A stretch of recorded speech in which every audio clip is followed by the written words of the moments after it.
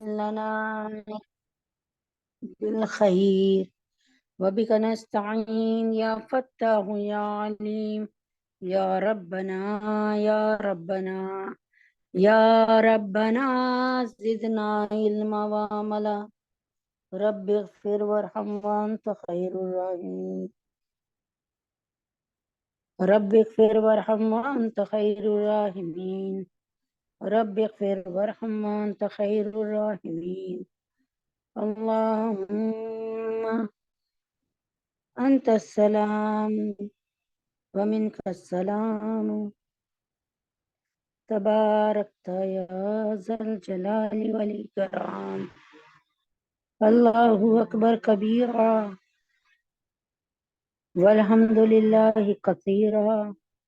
سبحان الله بكرة وأصيلا يا ربنا زدنا علما وعملا رب اغفر وارحم وأنت خير الراحمين رب اغفر وارحم وأنت خير الراحمين رب اغفر وارحم وأنت خير الراحمين اعوذ باللہ من الشیطان الرجیم بسم اللہ الرحمن الرحیم اللہ تبارک تعالیٰ السلام علیکم ورحمۃ اللہ وبرکاتہ۔ اللہ تعالیٰ آپ سب کی جان مال ایمان میں برکت دے، اللہ تعالیٰ آپ کے رزق میں برکت دے، اللہ تعالیٰ آپ کے رزق میں برکت دے، اللہ تعالیٰ آپ کے رزق میں برکت عطا فرمائے، آمین۔ اللہ تبارک تعالیٰ رحم فرمائے، آمین ثم آمین۔ شروع کرتے ہیں اللہ کے نام سے جو انتہائی رحم کرنے والا اور رحمان ہے کہ اللہ تبارک تعالیٰ اللہ سبحانہ تعالیٰ یہی ہم سے فرماتے ہیں کہ اے بندے تو میری مان کر دیکھ، تو میری راہ پہ چل کے دیکھ، تو میرا کہا مان کے تو دیکھ، میں تجھے خوش نہ کر دوں تو میرا نام نہیں۔ جیسے ہم کہتے ہیں نا کہ ہم ایک بات کر رہے ہوتے ہیں کہ بھئی یہ کام اگر ہم نہیں کرتے تو اللہ تبارک تعالیٰ فرماتے ہیں تو میری راہ پہ آ کر تو دیکھ، میں تجھے خوش کر دوں گا، میں تجھے خوش کر دوں گا۔ میری یہ سنت نہیں ہے کہ مجھے کوئی پکارے اور میں اس کی پکار کا جواب نہ دیں، میری یہ سنت نہیں ہے کوئی مجھ سے مدد چاہے اور میں اس کی مدد نہ کروں۔ اللہ تعالیٰ کی یہ سنت نہیں ہے کہ ہم اللہ کو پکاریں اور اللہ تبارک تعالیٰ ہم سے پہلوتی کریں، اعراض کریں یا ہمیں ایوائڈ کریں، یعنی ہمیں نظر انداز کریں۔ اللہ تبارک تعالیٰ بہت حکمت والے ہیں، اللہ تعالیٰ بہت رحمت والے ہیں، اللہ تعالیٰ بہت قدرت والے ہیں اور اللہ تعالیٰ بہت کچھ کر سکتے ہیں۔ اللہ چاہے گا تو سب کچھ ہو سکتا ہے اور اگر اللہ نہ چاہے تو کچھ بھی نہیں ہو سکتا۔ اگر اللہ نہ چاہے تو کچھ بھی نہیں ہو سکتا، اللہ چاہے تو سب کچھ ہو سکتا ہے۔ تو اللہ تبارک تعالیٰ کے چاہنے سے ہی سب کچھ ہوتا ہے۔ جس دن اللہ نے چاہ لیا کہ اللہ تعالیٰ ہمارے سارے کام بنا دے گا، اس دن اللہ تبارک تعالیٰ کو کوئی روک نہیں سکتا۔ اللہ کی چاہت کے فیصلے ہیں، اللہ کی چاہت کے فیصلے ہیں۔ اللہ چاہیں گے تو ہوگا، اللہ نہیں چاہیں گے تو کچھ بھی نہیں ہوگا۔ ہم اپنی کاموں کو ٹھیک کرنے کے لیے اتنی کو محنت کرتے ہیں، اتنی کو محنت کرتے ہیں کہ ہمارے کام کبھی خراب نہ ہوں، لیکن کیا ہوتا ہے کہ پتہ چلتا ہے کہ کہیں نہ کہیں سے بالکل ہی کام خراب ہو گیا اور وہ بالکل ہی خراب ہو گیا۔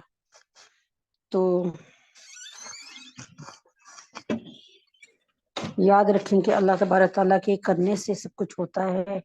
اللہ کے ہونے سے سب کچھ ہوتا ہے اور اللہ کے نہ کرنے سے کچھ بھی نہیں ہوتا۔ ہم باب نماز پڑھ رہے تھے، اس میں سے اسی کو دوبارہ سے شروع کرتے ہیں، جو کل چھوڑا تھا اسی کو دوبارہ سے شروع کرتے ہیں۔ باب نماز،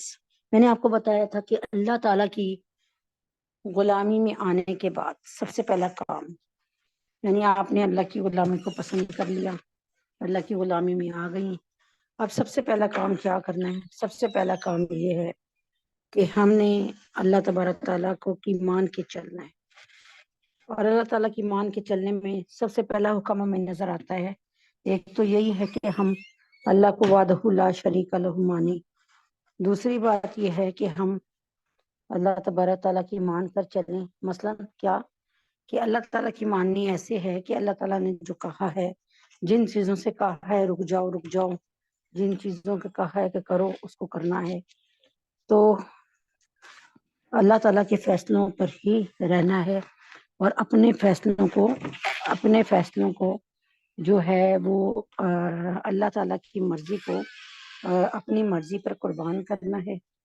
اور اللہ تعالیٰ کی مرضی پر اپنی مرضی کو قربان کرنا ہے۔ اور کہنے کا کیا مطلب ہے کہ دل کیا چاہ رہا ہے، میں نے کل بھی بتایا تھا، دل تو چاہ رہا ہے کہ گرم گرم بستر چھوڑا نہ جائے، دل تو چاہ رہا ہے کہ سخت گرمی کا روزہ ہے، نہیں رکھا جا سکتا، چھوڑ دی جائے۔ دل تو یہی چاہتا ہے نا کہ یہ اپنی دل کی، اگر ہم اپنے دل کی خواہشات پہ چلیں تو دل تو ہمارا بیڑا غرق کر دے گا۔ دل کی نہیں ماننی، اللہ رب العزت کی ماننی ہے، دل پہ جبر کرنا ہے، اللہ رب العزت آپ کے میرے خود بخود ہی حالات صحیح کر دے گا، روزہ بھی آسان کر دے گا، رکھوا بھی دے گا، صرف ایک قدم بڑھانے کی دیر ہے۔ کبھی آپ نے دیکھا کہ پہاڑ کی اونچائی دیکھ کر دل نہیں کرتا بھائی چڑھنے کا، ہائے کہیں گر نہ جائیں، اور یہ اتنا بلند ہے، ہم اس کو کیسے پار کریں گے، اس کی چوٹی تک نہیں پہنچ سکتے، یہی سوچتے ہیں نا کہ پہاڑ بہت بلند ہے، ہم اس کی چوٹی تک نہیں پہنچ سکتے، یہی سوچتے ہیں۔ یعنی کوئی کام کرنے لگے ہیں، خاص طور پہ اللہ کا کام کرنے لگے تو وہ کافی مشکل لگتا ہے، لیکن یہ پہلے قدم کی دیر ہوتی ہے، پہلا قدم صرف پہلا قدم اٹھانا مشکل ہوتا ہے،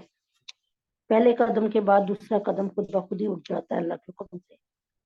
میرے ساتھ بارہا ایسا ہوا کہ نماز روزے کی نیت کی کہ روزہ رکھ لوں،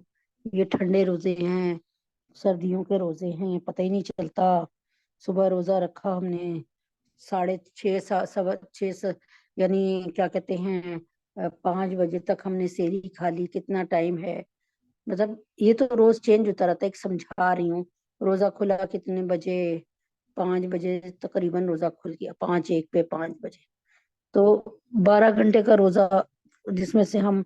4-5 گھنٹے سو جاتے ہیں، تو اللہ کے حکم سے کچھ لگتا ہی نہیں، محسوس ہی نہیں ہوتا یہ روزہ، سردیوں میں پیاس بھی نہیں لگتی اللہ کے حکم سے، تو کتنے آرام سے روزہ گزر جاتا ہے۔ تو سردیوں کے روزوں کے لیے تو اللہ کے نبی نے نعمت فرمایا کہ نعمت ہے یہ روز، وہیں سے جہاں سے ہم نے شروع کیا وہیں پہ جہاں پہ چھوڑا تھا وہیں سے شروع کرتے ہیں۔ ایک قصہ جو ہے وہ سنا کے آپ کو یہ والا چیپٹر ختم کرتے ہیں کہ حافظ ابن حجر رحیم اللہ نے لکھا ہے کہ ایک مرتبہ جناب صلی اللہ علیہ وسلم نے ارشاد فرمایا کہ مجھے دنیا میں 3 چیزیں محبوب ہیں، سب سے پہلے خوشبو، عورتیں، اور میری آنکھوں کی ٹھنڈک نماز میں۔ کیا فرمایا اللہ کے نبی نے؟ فرمایا کہ 3 چیزیں میں مجھے بہت پسند ہیں، محبوب ہیں، خوشبو، عورتیں، اور میری آنکھوں کی ٹھنڈک نماز میں۔ خوشبو، عورتیں جو حضرت محمد صلی اللہ علیہ وسلم کی بیویاں تھیں اور آپ کی بیٹیاں تھیں، تو اور میری آنکھوں کی ٹھنڈک نماز میں۔ حضور پاک صلی اللہ علیہ وسلم کے پاس چند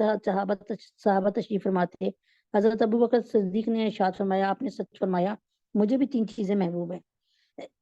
صلی اللہ علیہ وسلم کا چہرہ دیکھنا، اپنے مال کو آپ پر خرچ کرنا، اور یہ کہ میری بیٹی آپ کے نکاح میں ہے، ٹھیک ہے، آپ کے چہرے کو دیکھنا، اپنا مال آپ کے اوپر خرچ کرنا، اور میری بیٹی یہ کہ مجھے میری آپ کے نکاح میں میری بیٹی ہے، حضرت اما عائشہ سے صدیقہ رضی اللہ تعالی عنہا۔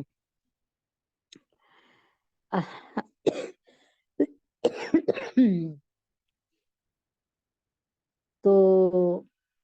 حضرت عمر فاروق نے فرمایا رضی اللہ تعالیٰ عنہ نے کہ سچ ہے، مجھے بھی 3 چیزیں محبوب ہیں، امر بالمعروف یعنی نیکی کا حکم دینا، اور نہیں یعنی منکر برے کاموں سے روکنا، اور پرانا کپڑا پہننا، نیکی کا حکم دینا، برائی سے روکنا، پرانا کپڑا۔ حضرت عثمان غنی نے فرمایا آپ نے سچ کہا، مجھے بھی 3 چیزیں محبوب ہیں، بھوکوں کو کھانا کھلانا، اور ننگوں کو کپڑا پہنانا، اور قرآن پاک کی تلاوت کرنا۔ حضرت علی رضی اللہ عنہ نے فرمایا آپ نے سچ فرمایا، مجھے بھی 3 چیزیں پسند ہیں، مہمان کی خدمت کرنا، گرمی کا روزہ رکھنا، اور دشمن پر تلوار چلانا۔ اتنے میں حضرت جبریل علیہ السلام تشریف لائے اور عرض کیا کہ مجھے حق تعالیٰ جل شانہ نے بھیجا ہے۔ فرمایا کہ اگر میں یعنی جبریل دنیا والوں میں ہوتا تو بتاؤں مجھے کیا پسند ہے؟ حضور پاک صلی اللہ علیہ وسلم نے ارشاد فرمایا، عرض کیا فرمایا کہ ہاں بتاؤ کیا بات ہے، بتاؤ۔ عرض کیا بھولے منہ کو رستہ دکھانا، غریب عبادت کرنے والوں سے محبت رکھنا، اور عیال دار یعنی عیال دار مفلسوں کی مدد کرنا، یعنی جن کے بچے ہونا، زیادہ بچے ہوتے ہیں نا، اور مفلس و غریب ان کی مدد کرنا۔ اللہ جل شانہ کو بھی بندوں کی 3 چیزیں پسند ہیں: اللہ کی راہ میں طاقت کا خرچ کرنا، مال سے ہو یا جان سے ہو، یعنی جہاد، مالی جہاد، یعنی اللہ کی راہ میں طاقت کا خرچ کرنا، مسکینوں پہ، بیواؤں پہ، اور بے قصوں کی مدد کرنا۔ اور دوسرا، گناہ پر ندامت کے وقت رونا، جب یاد آئے کہ ہم نے یہ گناہ کیا ہے تو خوب رونا، اور فاقے پہ صبر کرنا۔ ٹھیک ہے، اللہ نے کیا فرمایا کہ مجھے بھی 3 چیزیں پسند ہیں: اللہ کی راہ میں طاقت کا خرچ کرنا، مال سے ہو یا جان سے ہو، اور گناہ پر ندام یعنی اپنی صلاحیتیں اللہ کے لیے لگا دینا۔ آپ کا بولنا اللہ کے دین کو پھیلانے کے لیے ہو، آپ کا چلنا، آپ کا بولنا، آپ کا دوسروں کو سکون پہنچانا، اور آپ کا دوسروں کے مال کی اور چیزوں کی حفاظت کرنا، اور اس پر بری نظر نہ رکھنا، تو یہ سب اس میں داخل ہے۔ گناہوں پر ندامت کے وقت رونا اور فاقہ پر صبر کرنا۔ حافظ ابن قیم رضی اللہ رحیم اللہ نے فرمایا کہ نماز روزی کو کھینچنے والی ہے، صحبت کی محافظ ہے، یعنی نماز روزی کو کھینچنے والی ہے، صحت کی محافظ ہے، بیماریوں کو رفع کرنے والی ہے، بیماریوں کو دور کرنے والی ہے، دل کو تقویت پہنچاتی ہے نماز چہرے کو خوبصورت اور منور کرتی ہے، نماز جان کو فرحت پہنچاتی ہے، نماز اعضاء میں نشاط پیدا کرتی ہے، یعنی تازگی پیدا کرتی ہے، نماز کاہلی کو دفع کرتی ہے، نماز شرح صدر کا سبب بنتی ہے، یعنی آپ کا دل اچھائی کی بات میں جو ہے سکون پاتا ہے، اور برائی کی معاملے میں ٹھک جاتا ہے، یعنی آپ کے اندر جو ہے نماز استخارے کی صلاحیت پیدا کر دیتی ہے، کیا اچھا کیا برا ہے۔ روح کی غذا ہے نماز دل کو منور کرتی ہے، نماز اللہ کے انعام کے محافظ ہے، اور نماز عذاب الہی سے حفاظت کا سبب ہے، نماز شیطان کو دور کرتی ہے اور رحمان سے قرب پیدا کرتی ہے، نماز غرض، روح اور بدن کی صحت کی حفاظت میں اس کو خاص دخل ہے، اور دونوں چیزوں میں اس کی عجیب تاثیر ہے۔ اچھا، اور دنیا اور آخرت کی نقصانوں سے، مضرتوں کے دور کرنے میں، اور دونوں جہاں کے منافع پیدا کرنے میں نماز کا عمل دخل بہت زیادہ ہے، یعنی نماز آپ کی نہ صرف دنیا ٹھیک کرتی ہے، بلکہ نماز آپ کی کیا کہتے ہیں، نماز نہ صرف آپ کی دنیا صحیح کرتی ہے بلکہ آپ کی آخرت کو بھی بنانے والی کیا چیز ہے، نماز ہے۔ تو امید ہے کہ اگر نماز پڑھتے ہیں تو الحمدللہ اور زیادہ اہتمام سے پڑھیں، خوشی و خضوع سے پڑھیں، اول وقت میں نماز کو پڑھنے کی کوشش کریں، اور نماز نہیں پڑھتے تو پھر بھی فکر کریں۔ اب ہمارے بچے نماز نہیں پڑھتے، ایک مثال ہے، اب کئیوں کے بچے نماز نہیں پڑھتے، اللہ تعالیٰ ان کو، ہمارے مردوں کو، ہماری عورتوں کو، ہمارے بچوں کو، ہماری بچیوں کو 5 وقت کا نمازی بنائے اللہ تبارک تعالیٰ۔ میں تو دعا کرتی ہوں کہ اللہ تعالیٰ 11 اوقات کا نمازی بنائے، 5 فرض نمازیں، پھر صبح اشراق کی نماز 6 نمبر پہ، اور 7ویں نمبر پہ چاش کی نماز، 8ویں نمبر پہ اوابین کی نماز ہوتی ہے، اور اللہ پاک کے حکم سے نماز صلاۃ التسبیح، اور قیام اللیل تہجد کی نماز حاجت۔ تو اللہ تبارک تعالیٰ اپنے حبیب کے طفیل میں ہمیں سب کے سب نمازوں کے پڑھنے کی توفیق عطا فرمائے، کہ 5 نمازیں وہ ہو گئیں، 3 نمازیں اوابین کی ہو گئیں، یعنی 3 رکعت، 6 رکعت اوابین کی ہو گئیں، 2 رکعت کر کے اوابین کی نماز 6 ہو گئی، پھر اشراق ہے، پھر چاشت ہے، اس طرح اللہ تعالیٰ تہجد ہے، قیام اللیل ہے، اللہ تعالیٰ ساری پڑھنے کی، اور نماز صلاۃ التسبیح ہے، اللہ تعالیٰ اس کی بھی عادت ڈالے۔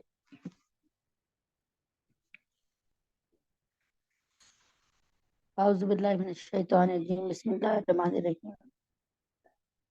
آج کا سبق ظاہر ہے اللہ پاک بس ہمیں یہ ہے سورۃ الانفال، اس کے لیے ٹائم بھی کم ہے ہمارے پاس، کیونکہ رجب کے مہینے میں جو کہ آنے والا ہے اگلا مہینہ، اس میں دورہ تفسیر قرآن کو شروع کرنا چاہ رہے ہیں، ताकि रजब शाबान आधा आधा पारा लेके चला जाए। इसमें बीच में आपको पता है इतवार की छुट्टी भी आ जाएगी, तो वैसे भी कोई ना कोई छुट्टी आ ही जाती है हुकूमत की तरफ से। तो बस अल्लाह तबारक ताला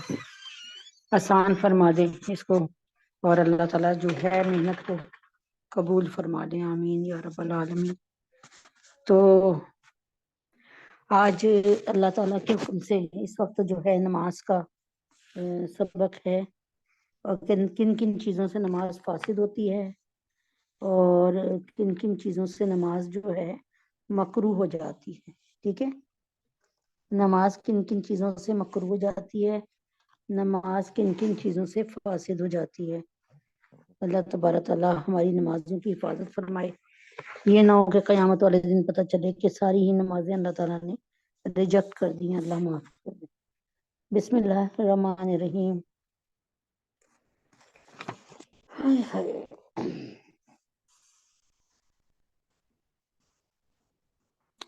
नमाज के जो है मकरूहात बयान हो रहे थे कि नमाज के मकरूहात क्या क्या हैं। ठीक है, तो इन्हीं को बयान कर रही थी। तो एक दफ़ा नमाज के मकरूहात जो हैं वो फिर से दोहरा देती हूँ। वो चीज मकरू कहते हैं वो चीज जिसके करने से नमाज नहीं टूटती लेकिन सवाब कम हो जाता है। नमाज में कौन से काम मकरू हैं? अपने हाथों को अपने पेट पर बांधना, कोख पर हाथ रखना औरतों के लिए, कपड़े समेटना, जिस्म या कपड़े से खेलना, उंगलियां चटखाते रहना, दाएं बाएं गर्दन घुमाना मोड़ना, अंगड़ाई लेना, इससे भी नमाज मकरू हो जाती है। कादे में कुत्ते की तरह बैठना, चादर वगैरह को लटका हुआ छोड़ देना, यानी लिपेट ना लेना और बुक्कल ना मारना। यानी अब चादर है वो बार बार गिर जा रही है, उसको जरा सा बांध लें, वो बेहतर है ताकि आपकी तवज्जो नमाज की तरफ हो जाए। बगैर उज़र के चारों जाने यानी आलती पालती मारकर बैठना, ये नमाज की शान नहीं है। सामने या सर पर तस्वीर का होना ये भी सही नहीं है। पेशाब पखाना या भूख का तकाजा होना कि जोर से भूख लग रही है या बाथरूम जाने का की हाजत हो रही है लेकिन आप नमाज पढ़े जाएं, तो ये भी सही नहीं है, इससे भी मकरूह जाती है। आंखें बंद करके नमाज पढ़ना ये भी सही नहीं है। यानी ऐसा हो सकता है कि किसी वक्त आपकी आंखों के सामने ना बार बार कोई चीज ऐसी आ रही है जिसमें तवज्जो, उस वक्त की नमाज को आप आंख बंद करके बेशक पढ़ लें, लेकिन इसको अपनी रूटीन न बनाएं। जानदार की तस्वीर वाले कपड़े में नमाज पढ़ना, यानी कबूतर बना हुआ है या बिल्ली बनी हुई है या टेडी बियर बना हुआ है तो आपने नमाज पढ़ ली, वो वाले कपड़े उतारें, दूसरे कपड़े पहने। जिस जगह के बारे में ये अंदेशा हो कोई नमाज में हंसा देगा या ध्यान उसकी तरफ चला जाएगा या नमाज में भूल चूक हो जाएगी, तो वहां नमाज पढ़ना सही नहीं है। ऐसी जगह पर नमाज पढ़ना मकरूह है। जिस फर्श पर तस्वीरें बनी हो उस पर नमाज हो जाती है, लेकिन तस्वीर पे सजदा ना कीजिए और तस्वीर वाली जाए नमाज ना रखनी चाहिए। जैसे अब किसी ने ना अपने टाइलों पे कोई तोता बना हुआ है, किसी का कुछ बना हुआ है, तो कि कोशिश कर नमाज हो जाएगी, लेकिन कोशिश करें कि आप इन तस्वीरों पे सजदा ना करें, तस्वीर पे सजदा ना करें और तस्वीर वाली जाए नमाज ना रखें।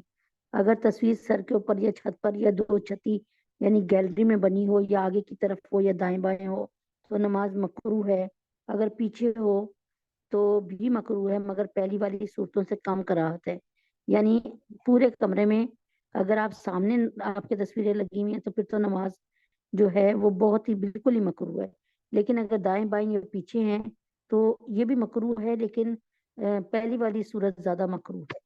अगर तस्वीर बहुत छोटी हो तो उसका क्या हुक्म है? अगर तस्वीर इतनी छोटी हो कि जमीन पे रख दी जाए तो खड़े होकर दिखाई ना दे, पूरी तस्वीर ना हो, सर कटा हुआ तो कोई हर्ज नहीं है। ऐसी तस्वीर से किसी सूरत में नमाज मकरूह नहीं होती, चाहे जिस जानिब भी रख लें, चाहे सामने भी रख लें, तस्वीर ही नहीं समझ आ रही। ठीक है, कोशिश करेंगे ना रखें, लेकिन अगर हो पड़ी हुई तो नमाज हो जाती है। अगर जाए नमाज में मक्का मदीना या बैतुल मकदस वगैरह इन मकामात की तस्वीरें हो तो क्या हुक्म है? नमाज तो दुरुस्त है, लेकिन जाए नमाज पे ऐसी तस्वीरें बनाने से बेअदबी होती है, क्योंकि अक्सर ये होता है बच्चे भी जाए नमाज का जो हिस्सा हम खड़े होते हैं वो वाला होता है जहाँ पैर होते हैं, लेकिन जो तस्वीरों वाला ऐसा होता है ना जिसपे बैतुल्लाह बना हो یا مسجد نبی بنی ہو یا بیت المقدس، وہ خالی ہوتا ہے، اس میں ہم نے سجدہ کرنا ہوتا ہے، تو بچے اکثر آ کے اس پہ کھڑے ہو جاتے ہیں پیر رکھ کے، یا پھر بعض دفعہ کوئی بڑا بھی اگر بچھی ہو اس میں سے گزرنا ہو تو پیر رکھ دیتا ہے، تو یہ بے ادبی ہے۔ اس وجہ سے ایسی عام سی جائے نماز لیں جس پر کوئی ایسی کوئی کسی پہ چوکھانے بنے ہو، کسی کچھ، یعنی تصویر نہ بنی ہو، ٹھیک ہے۔ مثلاً بے خیالی میں ان پہ پاؤں رکھ دیا یا اوپر سے گزر گئی، ان پر ہی بیٹھ گئی تو بے ادبی ہے، یعنی سجدے کی جگہ پہ بیٹھ گئی اور وہاں پہ تصویر ہے، اس لیے جائے نماز پہ ایسی تصویریں نہ بنائی جائیں اور ایسی جائے نماز استعمال نہ کی جائے تو بہت بہتر ہے۔ میلے کچیلے کپڑے پہن کر نماز پڑھنے کا حکم یہ ہے کہ بہت میلے اور کچیلے اور برے کپڑے پہن کر نماز پڑھنا مکروہ ہو جاتی ہے، نماز ہو جائے گی لیکن کراہت والی نماز ہے۔ البتہ اگر دوسرے کپڑے نہ ہوں یا کپڑے تبدیل کرنے کا بالکل وقت نہ ہو، یعنی نماز کے نکلنے کا اندیشہ ہو، تو انہی کپڑوں میں نماز پڑھنا مکروہ نہیں ہے۔ پھر آپ پڑھ لیں فوراً، یعنی آپ سفر پہ گئی ہیں، گندے کپڑے ہو گئے ہیں صاف پاک لیکن مٹی مٹی ہو چکے ہیں، لیکن نماز میں صرف 5-10 منٹ ہے، تو پھر نماز پڑھ لیجیے۔ اگر نماز میں مچھر کھٹمل کاٹ لے تو ایسی صورت میں ان کو پکڑ کر علیحدہ کر دے۔ نماز میں مارنا اچھا نہیں ہے، اور اگر بھی کاٹا نہ ہو تو نہ پکڑے، اگر پکڑے گی تو نماز مکروہ ہو جائے گی، اگر کاٹ لیا تو پکڑ کے نہ پھینک دے، ٹھیک ہے، مارے نہ، ٹھیک ہے، کیونکہ نماز میں کسی چیز کا مارنا صحیح نہیں ہے، اگر پکڑے گی تو نماز مکروہ ہو جائے گی، اس لیے پھینک دے۔ ابھی سورت پوری ختم نہیں ہوئی، ابھی سورت پوری ختم نہیں ہوئی تو 2-1 لفظ رہ گئے کہ جلدی کے مارے رکوع میں چلی گئیں اور رکوع میں جا کر ختم کی، تو ایسا کرنا بھی مکروہ ہے، تو ایسا کرنا بھی مکروہ ہے۔ یعنی ابھی آپ نے پڑھی الحمدللہ رب العالمین الرحمن الرحیم مالک یوم الدین، یہ ختم کی، اس کے بعد آپ نے فرمایا اذا جاء نصر اللہ والفتح ورأیت الناس يدخلون فی دین اللہ افواجا فسبح بحمد ربک واستغفرہ انہ، کہتی ہوئی آپ چلی گئی، یا واستغفر پہ آپ کہتی ہوئی چلی گئی سجدے میں رکوع میں، تو یہ صحیح نہیں ہے۔ پوری نماز ٹھہر کے پڑھے آرام سے، پھر رکوع میں جائیے، ٹھیک ہے، ایسے نہ کریں۔ اگر سجدہ کی جگہ، اچھا فرض نماز میں اچھا کیا ہے، ابھی سورت پوری ختم نہیں ہوئی، 2-1 لفظ رہ گئے کہ جلدی کے مارے رکوع میں چلی گئی اور رکوع میں جا کر ختم کی، اور رکوع میں جا کے ختم کی، تو ایسا کرنا مکروہ ہے، نماز ہو جائے گی لیکن ناپسندیدہ کراہت والی نماز ہوگی۔ پوری طریقے سے پڑھ لیں۔ آپ پڑھ رہی ہیں الحمد شریف کے بعد قل هو اللہ احد اللہ الصمد لم یلد ولم یولد ولم یکن له کفوا احد، پھر آرام سے رکوع میں اللہ اکبر کہتی ہوئی جائیں۔ اگر آپ پڑھ رہی ہیں قل هو اللہ احد اللہ الصمد لم یلد ولم یولد، اور ساتھ ہی آپ نے اس میں رکوع کے لیے بڑھ گئی اور رکوع میں جا کے کہہ رہی ہیں ولم یکن له کفوا احد، تو یہ بات اللہ کو پسند نہیں ہے، اس طرح کی بات نہ کریں، یہ چیز اللہ تعالیٰ کو پسند نہیں ہے۔ ان چیزوں کا خیال رکھیں کہ آپ کی نماز جس کی جاندار، زندگی اس کی شاندار، نماز جس کی جاندار، زندگی اس کی شاندار۔ نماز نبی اکرم صلی اللہ علیہ وسلم کی آنکھوں کی ٹھنڈک ہے، نماز مومن کی معراج ہے، یعنی حضرت محمد صلی اللہ علیہ وسلم اپنی معراج لینے کے لیے، بلندی کے لیے گئے تھے نا، معراج پہ ان کو اللہ تعالیٰ کا دیدار ہوا تھا، ٹھیک ہے نا۔ تو اگر مومن صدق کے دل سے نماز پڑھے گا تو اس کو، مومن کو بھی یہی بلندی اور یہی معراج ہوگی۔ اور یہ تو اب آپ پر ہے کہ آپ اپنی نمازوں سے اللہ تعالیٰ کو کتنا راضی کرتے ہیں، کہ آپ کو ایک دن اتنی اچھی نماز آپ پڑھیں کہ ایک دن محسوس ہو کہ اللہ تعالیٰ میری تمام نمازوں کو بذات خود دیکھ رہے ہیں اور میرے سامنے موجود ہے۔ ویسے بھی درجہ احسان یہ نبی پاک صلی اللہ علیہ وسلم نے بتایا ہے کہ ایسا کریں، درجہ احسان نبی پاک صلی اللہ علیہ وسلم نے فرمایا ہے کہ آپ یہ سمجھیں کہ اللہ تعالیٰ اس بات کا ادراک کر لیں، اس بات کا یقین بنا لیں کہ اللہ رب العزت مجھے دیکھ رہے ہیں، نہیں میں اللہ تعالیٰ کو دیکھ رہا ہوں۔ اور اگر یہ یقین نہیں بن سکتا تو پھر کم سے کم یہ یقین بنا لیں کہ اللہ پاک تو مجھے دیکھ رہے ہیں، یعنی دونوں میں سے ایک تو یقین بنائے نا کہ میں اللہ کو دیکھ رہا ہوں۔ اگر آپ کو یہ یقین نہیں بن سکتا کہ میں اللہ کو دیکھ رہا ہوں تو یہ تو یقین بنا لیں کہ اللہ تبارک تعالیٰ مجھے دیکھ رہے ہیں، یہ درجہ احسان ہے اور اس کو پہچانے. تو اللہ تبارک تعالیٰ ہم سب کو حق بات سننے کی، سمجھنے کی، اس کو آگے بڑھانے کی اللہ تبارک تعالیٰ توفیق عطا فرمائے. چنانچہ اب اللہ پاک کے حکم سے ہماری سورۃ الانفال چل رہی ہے، اور بس یہی ہے کہ اللہ تبارک تعالیٰ ہمیں ہماری سورۃ الانفال بہت آرام سے اور بہت اچھی طریقے سے جو ہے آپ لوگوں کے دلوں میں اللہ تعالیٰ بٹھا دے، اور کوئی ایسی بات نہ رہے جو آپ لوگوں کو نہ سمجھ آئے. تو اللہ تبارک تعالیٰ حق بات کہنے کی، حق بات کو آگے بڑھانے کی، حق بات پر عمل کرنے کی توفیق عطا فرمائے. بسم اللہ الرحمن الرحیم. میں نے آپ کو بتا دیا تھا سورۃ الانفال کا انتخاب اس لیے ہوا ہے کہ یہ اسلام کا پہلا غزوہ ہے جو کہ نبی پاک صلی اللہ علیہ وآلہ وسلم نے تقریباً 54 سال کی عمر میں اللہ کے حکم سے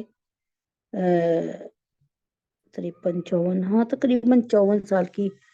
عمر میں اللہ تعالیٰ نے یہ غزوہ اللہ پاک پہلی اسلام کی جنگ، اور غزوہ اس کو کہتے ہیں، جنگ تو جنگ ہی ہوتی ہے نا کہ دشمن سے لڑنا،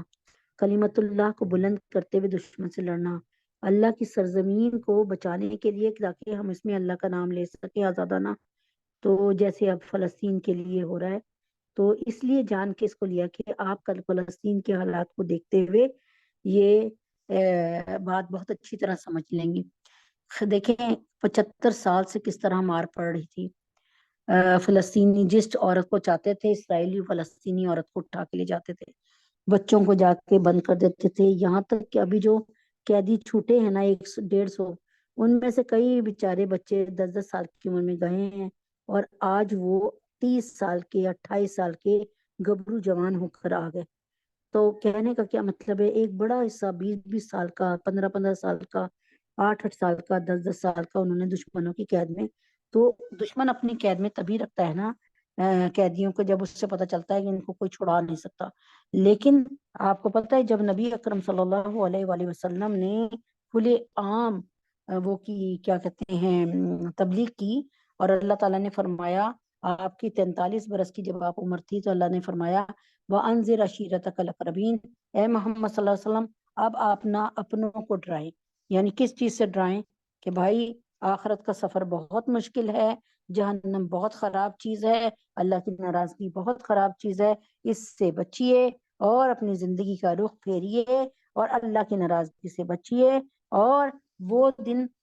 دن جس میں کوئی کسی کے کام نہیں آئے گا، اس دن کی ہولناکیوں سے ڈرائیں، تاکہ اس وقت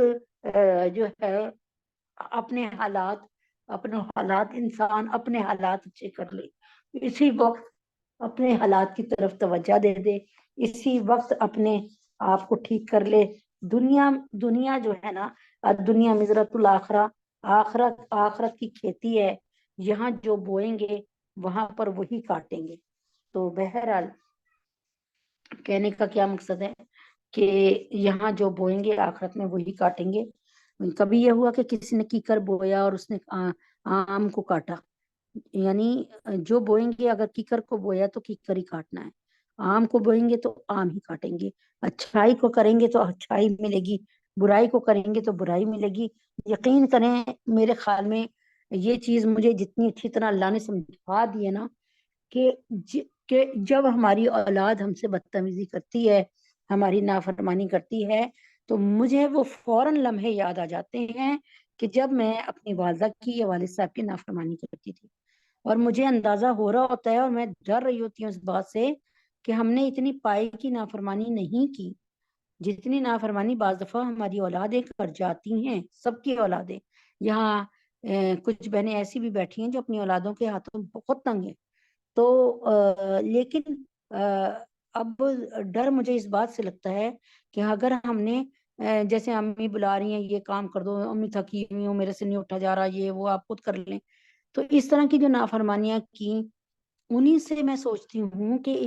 زندگی نہیں کٹ رہی اولادوں کی بدتمیزیوں سے. اکثر لوگوں کے سنتے ہیں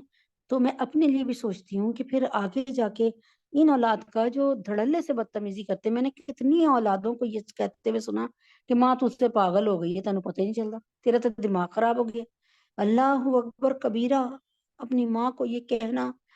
کہتے ہیں دنیا میں سب سے بری بات یہ ہے کہ جو انسان اپنی ماں کا دل دکھائے، وہ چیخ دنیا میں سب سے بری ہے جب اولاد اپنی ماں پر چیخے۔ تو اللہ تبارک تعالیٰ، اور یہ کیسز بہت عام ہو گئے ہیں، یقین کریں اکثر یہ ہوتا ہے، فلاں نے اپنی ماں کو آگ لگا کے مار دیا، فلاں نے اپنے باپ کو جو ہے آرے کے نیچے دیکھ کے کاٹ دیا، اللہ اکبر۔ لیکن یہ نہیں پتا کہ اللہ اکبر کبیرہ کہ یہ وقت اتنا سخت ہے کہ آج جو تم بول رہے ہو، میں تو یہ سمجھتی ہوں کہ جب اللہ تعالیٰ حضرت موسیٰ علیہ السلام سے فرما رہے ہیں کہ اے موسیٰ اب سنبھل کر آنا، وہ موسیٰ جو اللہ تعالیٰ کے نبی کے، اللہ تعالیٰ کے بہت زیادہ، موسیٰ علیہ السلام بڑے لاڈلے نبی تھے، یعنی کلیم اللہ تھے، ڈائریکٹ جا کے بات کرتے تھے کوہ طور پہ، تو جو دل میں آتا تھا وہ کہتے تھے، اپنی بات کرتے تھے، اوپنلی بات کرتے تھے، فریلی بات کرتے تھے، یعنی ادب اداب کے ساتھ۔ تو وہ موسیٰ کو اللہ تعالیٰ کہہ رہے ہیں موسیٰ سنبھل کر آنا، تیری ماں کی دعائیں، یعنی تیری ماں کی اب دعائیں نہیں ہیں جو تیرے پیچھے سے، آگے سے، دائیں سے، بائیں سے، اوپر سے نیچے تک سہارا بنتی ہیں، اور میں تیری ماں کی دعاؤں سے جو ہے مطلب بڑی شفقت کا سلوک اور شفقت والے فیصلے کرتا تھا، یعنی بتانا چاہ رہی ہوں آپ کو۔ تو اللہ تعالیٰ نے فرمایا موسیٰ اب سنبھل کے آنا، تیرے پیچھے تیری ماں نہیں ہے۔ تو اللہ تبارک تعالیٰ ہمیں سب کو اپنے حبیب پاک صلی اللہ علیہ وسلم کے طفیل میں وقت سے پہلے وقت کو سمجھنے کی توفیق عطا فرمائیں۔ یہ تو بس ایسے ہی ہے کہ جیسے امتحان کا وقت آ گیا، 15 دن 20 دن رہ گئے سالانہ امتحان ہونے میں، ہم کہہ رہے ہیں کل پڑھ لیں گے، کل پڑھ لیں گے، کل پڑھ لیں گے، اور حتیٰ کہ وہ ڈیٹ آ جاتی ہے جی کیا ہے، اب تو کوئی، ہم ایگزامینیشن ہال پہنچ گئے، کوئی وقت نہیں ہے پڑھنے کا۔ تو اب آپ سوچیں یہ کیسی حسرت اور یاس کے سودے ہوں گے کہ جب آتا ہی کچھ نہیں ہے، پتہ چل رہا ہے کہ سیدھا فیلئر میں نام ہو جائے گا، ہماری سپلی آ جائے گی، اللہ اکبر کبیرہ۔ یہ اتنی لمبی تمہید اس لیے باندھی کہ آج سے پہلے، یعنی اس آیت کے نزول سے پہلے جو ہے مسلمانوں کا واسطہ مال غنیمت سے نہیں پڑا تھا۔ اسلام کی پہلی جنگ تھی، 12 سال، یعنی 13 سال، 40 سے لے کے 53 سال تک نبی پاک صلی اللہ علیہ وسلم اور صحابہ ظلم کی چکی میں پستے رہے، اور اللہ تعالیٰ نے ان کو کندن بنا دیا، یعنی ان کو صبر کرنا سکھا دیا، ان کو زندگی گزارنے کا صحیح طریقہ جب سمجھ آ گیا، اب اللہ رب العزت چاہ رہے تھے کہ اب ان کا ٹاکرا ہو جائے۔ چنانچہ نبی اکرم صلی اللہ علیہ وسلم کو مدینہ شریف میں رہتے ہوئے آئے دن یہ خبر ملتی تھی کہ آپ کے فلاں مسلمان بندے کو انہوں نے مارا ہے، اس کے ساتھ زیادتی کی ہے، اس کو شہید کر دیا، اس کا قافلہ لوٹ دیا، اس کی تجارت ختم کر دی، اس کے مال پہ قبضہ کر لیا، اس طرح کی خبریں آتی ہی رہتی تھیں، اور نبی پاک صلی اللہ علیہ وسلم بے چین اور بے قرار ہو جاتے تھے۔ پھر جب نبی اکرم صلی اللہ علیہ وسلم کو پتہ چلا کہ یہاں سے ہم جو ہیں رشتے کے چچا، یعنی حضرت سفیان جو کہ حضرت امیر معاویہ رضی اللہ تعالیٰ عنہ کے والد صاحب ہیں، وہ گزرنے والے ہیں، اور ان کے پاس 60 ان کے ساتھ قریشی بھی ہیں، اور ان کے پاس 1000 اونٹ بھی ہے، ان کے پاس 50,000 دینار بھی ہیں، سونے کے سکے بھی ہیں۔ تو نبی پاک صلی اللہ علیہ وسلم نے فرمایا کہ ان کی معاشیت پہ ضرب لگاؤ، یعنی ان کو معاشیت فیل کرو، جیسے ہم آپ لوگوں سے کہہ رہے ہیں بائیکاٹ کریں، اسرائیلی چیزوں کا بائیکاٹ کریں، یہودی چیزوں کا بائیکاٹ کریں، والز کا، فانٹا کا، شیزان والز کا، فانٹا کا، ماؤنٹین ڈیو کا، 7 اپ کا، پیپسی کا، اور اس کے ساتھ نیڈو کا، ایوری ڈے کا، لپٹن کا، پینٹین، اور کیا کہتے ہیں ڈو اور لکس، اور اس طرح جو ہے ہیئر اینڈ شولڈر، یہ اس طرح کے تمام ہیڈ اینڈ شولڈر، یعنی یہ سب کے سب جو بھی ہیں، اس کا نام پورا تو بہرحال میں تو الحمدللہ بہت عرصے سے استعمال نہیں کرتی، اس لیے پورے نام بھی ذہن میں نہیں آ رہے، تو بہرحال الحمدللہ میں تو 5 سال، مجھے 6 سال ہونے والے ہیں، میں تو یہ یہودی پروڈکٹس الحمدللہ چھوڑ بیٹھی ہوں اللہ کے حکم سے۔ قادیانیوں کی پروڈکٹس بھی استعمال نہیں کرتی، کسی صورت بھی موت آ سکتی ہے، لیکن انشاءاللہ یہ کام نہیں ہوگا کہ اللہ تعالیٰ کسی نے دھوکے سے کھلا دیا تو اس کا کوئی میرے پاس جواز نہیں ہے۔ اچھا جی، اب जो है पहली दफा, क्योंकि मुसलमानों के हालात भी कोई इतने अच्छे नहीं थे, फाइनेंशियली माली हालात अच्छे नहीं थे मुसलमान। और इस वक्त तो मुसलमान निकले थे कि हजरत 313 के करीब मुसलमान निकले थे, सिर्फ इस वजह से कि हमने तो हजरत मैं यानी अदब से नाम ले रही हूँ, अबू सुफियान रजी अल्लाह ताला अन्हु का। उस वक्त तो वो काफिर थे, लेकिन दिल नहीं मान रहा कि उनका नाम ना जरा सी भी बेअदबी के साथ खुदा ना खासा लिया जाए। तो बहरहाल वो उस वक्त हजरत अबू सुफियान रज़ी अल्लाह अन्हु को पकड़ने के लिए निकले, और कि इन पे और इनको भी पकड़ लेंगे, और इस तरह हमें माल गनीमत, मतलब वो भी इनका माल भी, माल तिजारत भी हासिल हो जाएगा। लेकिन क्या हुआ कि वो बहरे अहमर के रास्ते निकल गए, दूसरे रास्ते से निकल गए, और उन्होंने ये किया कि आप ना क्या कहते हैं, क्या किया उन्होंने, उन्होंने ये किया कि हाँ, उन्होंने फिर ये किया कि वहां से एक तेज रफ्तार एलची को कहा कि जाओ और तुम और बताओ कि अबू जहल को कि मोहम्मद सल्लल्लाहु अलैहि वसल्लम उनकी जमात आके मुझसे लड़ने मतलब सामने आ रही है, मुकाबला करो इनका, ठीक है ना। खुद उधर से निकले। हजरत मोहम्मद सल्लल्लाहु अलैहि वसल्लम ने बहुत चाहा कि सबसे पूछा जाए, मशवरा किया जाए, और सहाबा की एक जमात इस बात पे राजी थी कि हम फिलहाल ना तैयारी से नहीं आए, तो हम अबू सुफियान के काफिले को लूटे, ताकि हमारे पास ताकत भी आ जाएगी, पैसा भी आ जाएगा, हम वेपन्स भी खरीदेंगे, हम असला भी खरीदेंगे। लेकिन नबी मोहम्मद सल्लल्लाहु अलैहि वसल्लम और ही सोच रखते थे। जब उन्होंने देखा कि नबी पाक सल्लल्लाहु अलैहि वसल्लम इस बात से खुश नहीं हुए, तो उन्होंने कहा, या रसूलल्लाह, मुहाजिरीन ने कहा,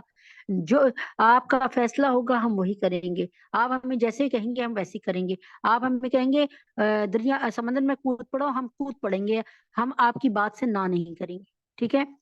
और हम मूसा अलैहिस्सलाम की तरह, जो बनी मूसा अलैहिस्सलाम को जो बनी इसराइल ने कहा था ना कि मूसा जाओ तुम और तुम्हारा रब जाके लड़े कौम अमालका से, कौम अमालका तो बड़ी तगड़ी है, उनसे हम नहीं लड़ सकते। हालांकि बेशक कौम अमालका बहुत तगड़ी थी, लेकिन अगर ये निकलते मूसा अलैहिस्सलाम की हिमायत में,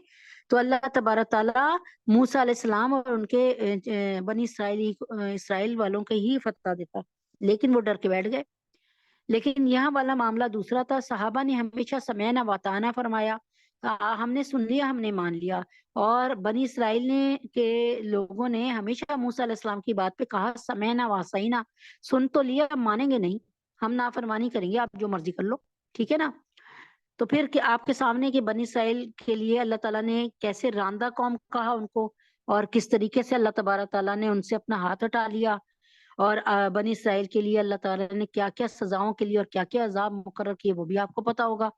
लेकिन हम इधर आते हैं कि नबी पाक सल्लल्लाहु अलैहि वसल्लम के चाहने वालों के लिए अल्लाह ताला ने क्या फरमाया। अब क्या हुआ कि घुमसान की जंग हुई, और अल्लाह ताला ने अपने नबी की मदद और मुसलमानों की मदद तकरीबन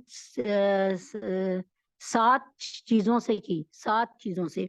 सबसे पहले ये कि अबू जहल कह के निकला था पर्दे को पकड़ के खाना काबा के कि आज जो हक पर होगा वो ही गालिब आएगा, और अल्लाह पाक ने हक को गालिब कर दिया। दूसरी मदद ये थी कि अल्लाह ताला के हुक्म से कि नबी अकरम सल्लल्लाहु अलैहि वसल्लम को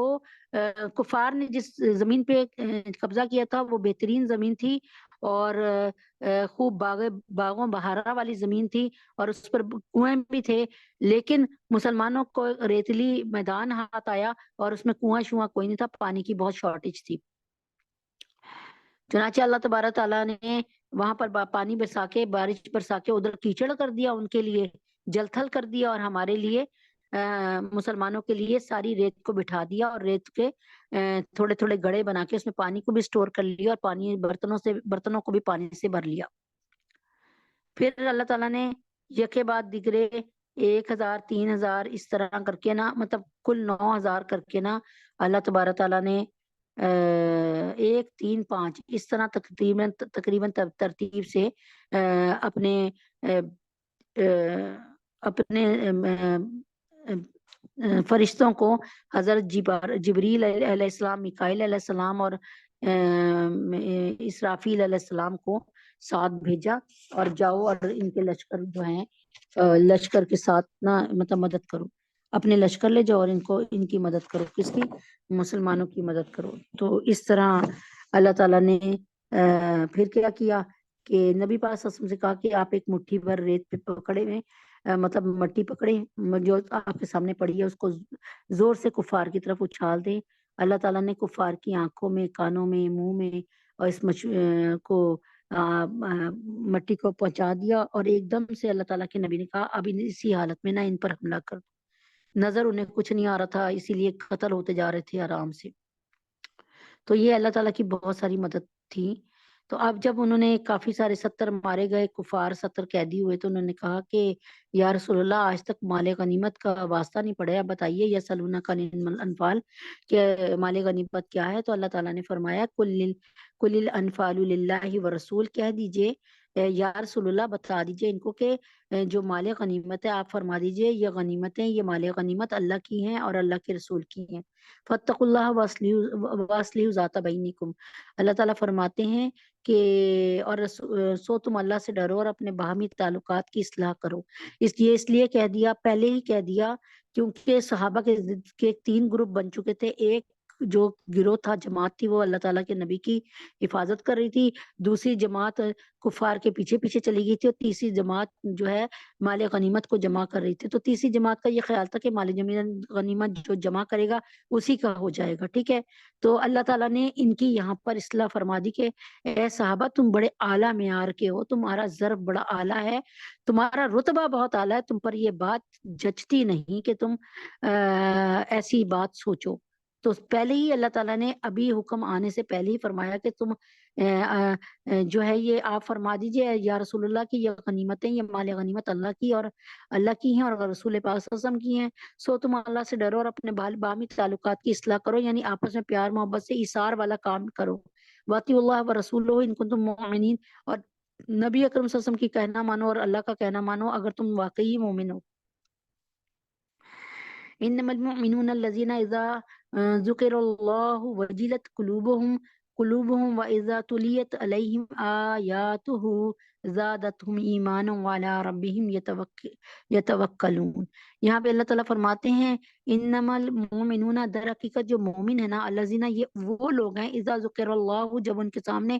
اللہ کا ذکر کیا جاتا ہے، وجلت قلوبهم، تو ان کے دل کانپ جاتے ہیں، دل ڈر جاتے ہیں، ان کے دلوں پر ایک لرزہ طاری ہو جاتا ہے۔ وَإِذَا تُلِيَتْ، اور جب قرآن مجید کی تلاوت کی جاتی ہے، علیہم، ان کے سامنے، آیاتہ، اللہ کی آیتوں کو پڑھا جاتا ہے ان کے سامنے، ان مومنوں کے سامنے، تو زادتہم تو زیادہ تو وہ اور زیادہ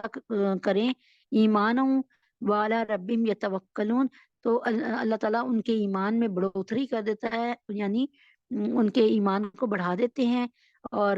وہ علی ربہم یتوکلون، اور وہ اپنے رب پر بھروسہ کرتے ہیں، یعنی وہ اس بات پر راضی ہوتے ہیں کہ ہمارے رب کا فیصلہ ہمارے حق میں سب سے بہتر ہوگا، اور یہ اسی میں بھلائی ہوگی جو ہم نہیں سمجھ پا رہے، اور وہ اللہ تعالیٰ پہ توکل رکھتے ہیں کہ اللہ کا جو فیصلہ ہے اسی میں 100% بھلائی ہے اور بہتری اور حکمت ہے۔ تو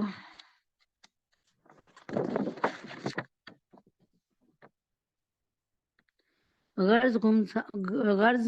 گھمسان کی جنگ شروع ہو گئی اور میدان کارزار گرم ہو گیا۔ کیا ہوا؟ سب سے پہلے آپ کو پتہ ہی ہے کہ یہاں پر کہ حضور پاک صلی اللہ علیہ وسلم نے لشکر اسلام کو مرتب فرمایا اور صفیں بنوا دی، یعنی سب سے آگے کون کھڑا ہوگا، پیچھے کون کھڑا ہوگا، پیچھے اس سے پیچھے کون۔ حضور پاک صلی اللہ علیہ وسلم کے قیام کے لیے حضرت سعد بن معاذ کی رائے سے ٹیلے پر ایک چھپر جھوپڑی نما کھجور کی شاخوں کا بنا دیا گیا، یعنی ایک ٹیلا جو تھی نا پہاڑی، اس پر ایک چھپر سا ایک جھوپڑی سی بنا دی گئی کہ جہاں نبی پاک صلی اللہ علیہ وسلم سب کو دیکھتے رہیں، جہاں کھڑے ہو کے تمام میدان کارزار نظر آتا تھا۔ الغرض جب صفیں درست ہو گئیں تو پہلے کفار قریش کے 3 بہادر نکلے، مسلمانوں میں سے حضرت علی، حضرت حمزہ اور حضرت عبیدہ بن حارث رضی اللہ عنہ نے ان کا مقابلہ کیا، تینوں کافر الحمدللہ قتل ہوئے، اور مسلمانوں میں حضرت عبیدہ جو تھے رضی اللہ تعالیٰ عنہ، عبیدہ بن حارث رضی اللہ تعالیٰ عنہ، وہ زخمی ہو گئے۔ حضرت علی نے ان کو کندھے پر اٹھا کر آن صلی اللہ علیہ وسلم کی خدمت میں پہنچا دیا، آپ نے اپنے پائے مبارک سے تکیہ لگا کر ان کو لٹایا، یعنی اپنے پیروں پہ ان کو لٹا لیا، اور ان کے چہرے کا غبار خود یعنی خود اپنے دستے مبارک سے اپنے ہاتھوں سے صاف کرنے لگے ان پہ جو مٹی پڑی ہوئی تھی۔ حضرت عبیدہ رضی اللہ تعالیٰ عنہ نے دم توڑتے ہوئے حضرت صلی اللہ علیہ وسلم سے پوچھا کیا میں شہادت سے محروم رہا ہوں؟ آپ نے فرمایا نہیں بلکہ تم شہید ہو۔ اور میں اس پر گواہ بھی ہوں۔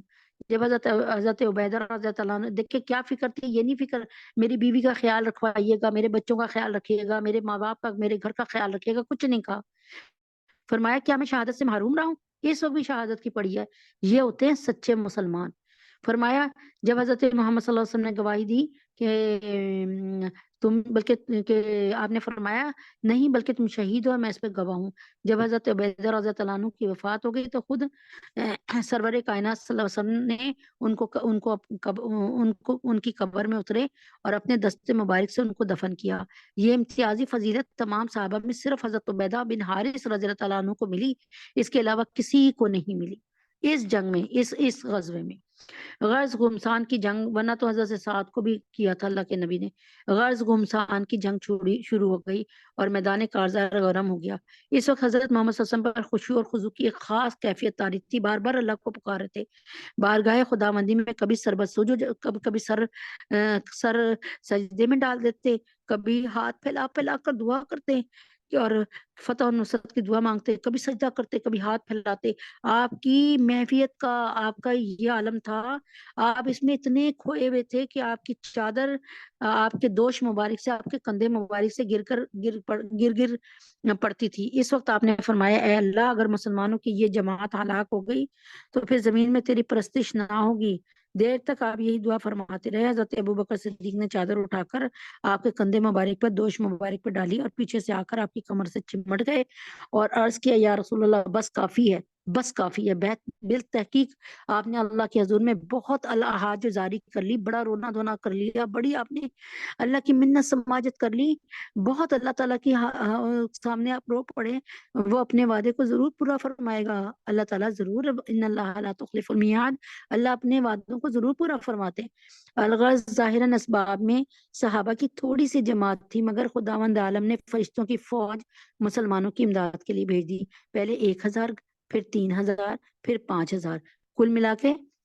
9000 فرشتے اتارے گئے۔ چونکہ اس جنگ میں پہلے یعنی ایک ٹولی آئی 1000 کی، یعنی ایک لشکر 1000 کا آیا، پھر ایک لشکر 3000 کا آیا، پھر ایک لشکر 5000 کا آیا۔ اللہ تبارک تعالیٰ حماس کی مدد کے لیے بھی لشکر عطا فرمائیے۔ اللہ پاک تجھے تیرے نبی کا واسطہ فلسطین کے معصوم مسلمانوں کے لیے بھی ایسی ہی لشکر اتار جو اللہ تبارک تعالیٰ نیست و نابود کر دیں یہود و نصارہ کو، اور نیست و نابود کر دیں نیتن یاہو کو اور اس کے تمام مامنین کو اور کفار کو اور یہودیوں کو اور اسرائیل کو، آمین۔ چونکہ اس جنگ میں کفار و مشرکین کی امداد کے لیے ابلیس لعین اپنا لشکر لے کر حاضر ہوا تھا، اس لیے حق تعالیٰ جل شانہ نے مسلمانوں کی امداد کے لیے جب دیکھا نا کہ ابلیس لعین آیا تھا، سراقہ کے روپ میں آیا تھا اپنی فوج لے کے، ٹھیک ہے نا، اور بڑے آرام سے جو تھا وہ کفار مکہ کے ساتھ کھڑا تھا، ٹھیک ہے۔ تو جب اللہ نے دیکھا کہ یہ ابلیس لعین آیا اپنے لشکر کو لے کے، تو اللہ تعالیٰ نے اپنے حضرت جبریل امی، حضرت میکائیل اور حضرت اسرافیل کی سرکردگی میں، اسرائیل نے اسرافیل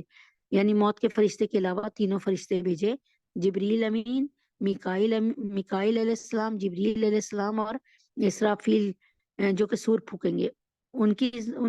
کو بنا کر نا ہیڈ آف دا ڈپارٹمنٹ، یعنی وہ ان کو سپہ سالار بنا کے نا آسمان سے فرشتوں کا لشکر نازل فرمایا۔ جب جنگ کی شدت ہوئی تو حضور پاک صلی اللہ علیہ وسلم چھپر سے باہر تشریف لائے اپنے مکان سے، اور حضرت جبریل امی کے اشارے سے ایک مشت خاک لے کر نا، ایک مشت خاک لے کر قریش کے لشکر کی طرف پھینکی اور صحابہ کو کم دے کے سب ایک دم سے حملہ کریں کفار پہ۔ خدائی کو معلوم ہے کہ اس مشت خاک میں کیا تاثیر تھی، اس ایک مٹھی بھر ریت میں کیا تاثیر تھی۔ اس کے پھینکتے کفار کا تمام لشکر سراسیمہ ہو گیا، ڈر گیا، ان پر خوف طاری ہو گیا۔ کوئی کافر اور مشرک لشکر میں ایسا نہ تھا جس کی آنکھ ناک اور منہ میں یہ مٹی نہ پہنچی ہو، آنکھ ناک اور منہ میں، اور کفار آنکھیں مننے لگے اور ہر شخص یہ پریشان تھا کہ کہاں اور کدھر جائے۔ کفار کے بڑے بڑے سردار بہادر اور جانباز قتل اور قید ہونے لگ گئے، اور مسلمان خدا کے دشمنوں کے قتل کرنے اور گرفتار کرنے میں مشغول ہو گئے۔ بالآخر حق تعالیٰ جل شانہ نے مسلمانوں کو فتح عظیم عطا فرمائی۔ اللہ تعالیٰ حماس کے مجاہدین کو بھی فتح عظیم عطا فرمائے۔ اللہ تعالیٰ یا اللہ پاک اپنے حبیب کے طفیل میں کشمیر میں، عراق میں، افغانستان میں، فلسطین میں اور ہندوستان میں، اور اللہ پاک اپنے حبیب صلی اللہ علیہ وسلم کے طفیل میں مشرقی ترکستان میں، اللہ تعالیٰ چائنا میں سارے مسلمانوں کو اپنی پناہ خاص میں رکھے، ان کی عزت اور آبرو کی حفاظت فرمائے۔ اور قریش اپنے سارے غرور اور تکبر کے طاقت کے باوجود ان بے سر و سامان فدائیوں کے ہاتھوں بری طرح شکست کھا گئے۔ کافروں کے بڑے بڑے 70 سردار مارے گئے اور 70 ہی قید ہو گئے، اور مسلمانوں میں کل 14 صحابی شہید ہوئے۔ 6 مہاجرین میں سے تھے اور 8 انصار میں سے تھے، رضی اللہ تعالیٰ عنہم اجمعین۔ قریش کے بڑے بڑے سردار جو اسلام کی سخت مخالفت میں تھے سب اس معرکہ میں ختم ہو گئے۔ سب سے بڑا ابو جہل جو کہ نبی پاک صلی اللہ علیہ وسلم کے ساتھ ایسا سلوک رکھتا تھا، دشمنوں والا، اللہ اسے ظاہر ملعون کو غارت ہی کرے، اور مزید سب اس مارکے میں ختم ہو گئے۔ اس کا ساز و سامان غنیمت میں مسلمانوں کے ہاتھ آیا، اور ان کا جو وہ چھوڑ چھوڑ کے بھاگے تھے اپنا ساز و سامان، وہ مال غنیمت کے طور پہ مسلمانوں کو مل گیا۔ اسلام کی پہلی جنگ تھی، اور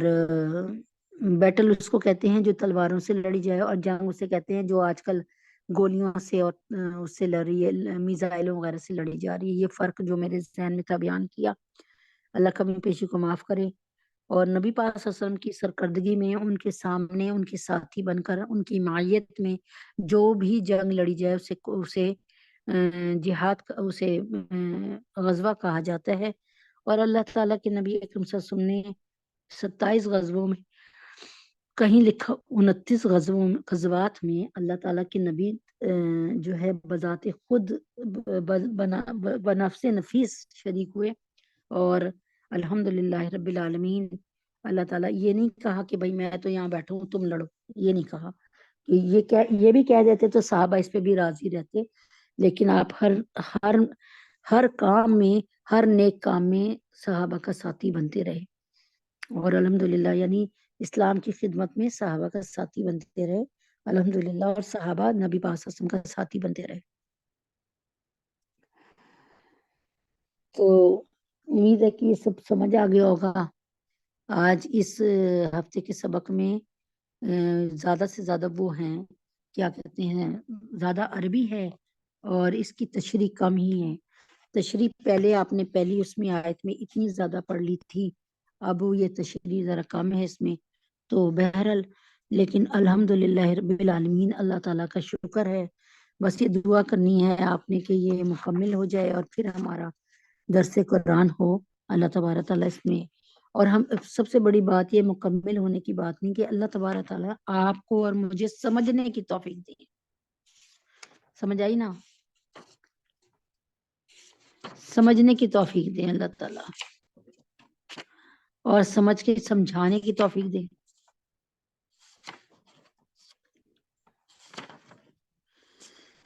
ہاں جی، رشتہ جو نہ قائم ہو محمد سے وفا کا، پھر جینا بھی برباد ہے مرنا بھی حقارت۔ تھکی ہے فکر رساں مدھا بھی باقی ہے، تھکی ہے فکر نساں مدھا بھی باقی ہے، ورق تمام ہوا مدھا بھی باقی ہے، قلم ہوا آبلا پا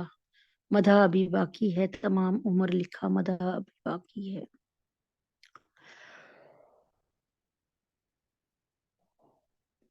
میری زندگی کا مقصد تیرے دین کی سرفرازی۔ جی، میری زندگی کا مقصد تیرے دین کی سرفرازی، میں اسی لیے مسلمان، میں اسی لیے نمازی۔ کئی دنوں سے وقت نہیں مل رہا تھا، تشریح بہت زیادہ تھی، پڑھائی بہت زیادہ تھی۔ آج اللہ پاک نے تھوڑا سا وقت دیا، 5 منٹ کا وقت، تو کیوں نہ ہم نبی پاک صلی اللہ علیہ وآلہ وسلم کے ختم نبوت پہ بات کر لیں۔ حضرت محمد صلی اللہ علیہ وسلم کے عقیدہ ختم نبوت کی حفاظت کرنا کیوں بہت ضروری ہے؟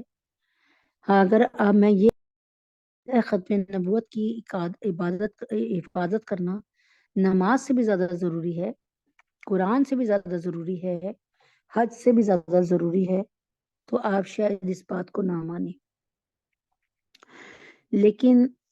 انشاءاللہ تعالی جس طرح سمجھاؤں گی جس طرح سمجھاؤں گی تو اس طرح آپ کو انشاءاللہ سمجھ آ جائے گی۔ دیکھیں، اگر نبی پاک صلی اللہ علیہ وسلم کا نامی زندہ ہے اور ہمیں اس کی پہچان ہے، ہمارے بچوں کو، ہماری نسلوں کو ان کی پہچان ہوگی، ان کے مرتبے کی پہچان ہوگی، اللہ کے ہاں وہ کتنے محبوب ہیں اس بات کی پہچان ہوگی، اس بات کی پہچان ہوگی کہ شافع محشر یعنی وہ ہماری شفاعت کریں گے۔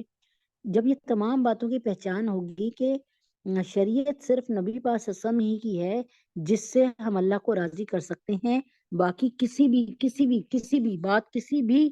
شریعت پہ عمل کر لیں، کسی کی بھی، اگر اس وقت ہم حضرت ابراہیم علیہ السلام کی یا آدم علیہ السلام کی شریعت پر بھی عمل کر لیں نا، تو وہ بھی قابل قبول نہیں ہے۔ اور خود حضرت ابراہیم علیہ السلام، حضرت آدم علیہ السلام اور دنیا کے تمام نبی جتنے بھی آئے، 1,24,000 جتنے بھی آ جائیں، وہ بھی اس وقت اگر اس دور میں آئیں گے تو نبی پاک صلی اللہ علیہ وسلم کی شریعت کو ہی پڑھیں گے،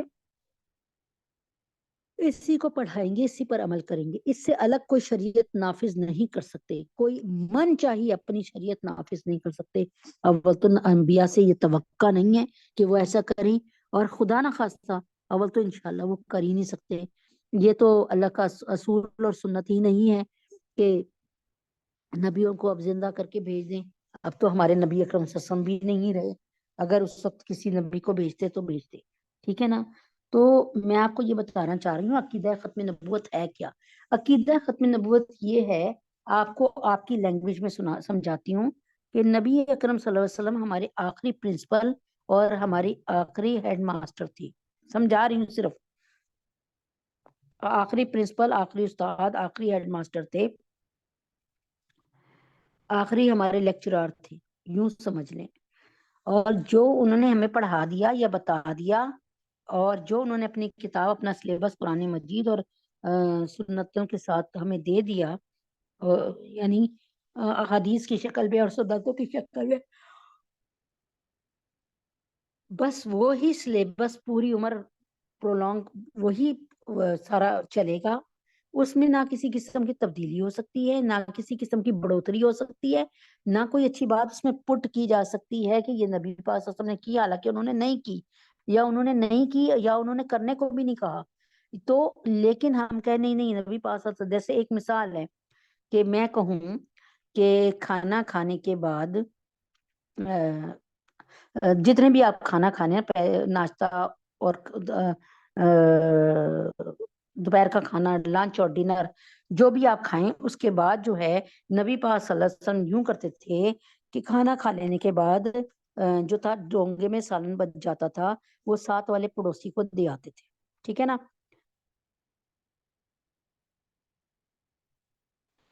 اچھا جی، ٹھیک، تو وہ ساتھ والے پڑوسی کو دے آتے تھے۔ یہ بات تو بڑی اچھی ہو گئی، یہ بات تو بڑی اچھی ہو گئی نا، کہ بھئی کھانا کھایا، جو بچ گیا کھانا ہمارے باؤل میں، ڈونگے میں، ہم نے اس کو ساتھ والے غریب، کسی جو ساتھ غریب رہتے ہیں، کوئی یتیم مسکین، ان کو دے آئے، بات تو بڑی اچھی ہے۔ لیکن نبی پاک صلی اللہ علیہ وسلم نے یہ بات کہی نہیں ہے، نہ کر کے دکھائی، نہ کرنے کو کہا، اور نہ کہی، ٹھیک ہے۔ تو یہ بات حالانکہ تھی، ہے تو بہت اچھی، لیکن ہم نبی پاک صلی اللہ علیہ وسلم کی طرف منسوب کر کے نہیں کہہ سکتے، اور ہم اس کو شریعت نہیں بنا سکتے۔ اب شریعت بن چکی، سلیبس پورا کے پورا چھپ چکا، اب اس سلیبس میں کوئی اچھائی اور برائی کو پٹ کرنے کی گنجائش نہیں ہے، ڈالنے کی۔ تو بات کو میرے خیال میں سمجھ آ رہی ہوگی کہ اب ہم نے بس ایز اٹ از اسی شریعت کو فالو کرنا ہے۔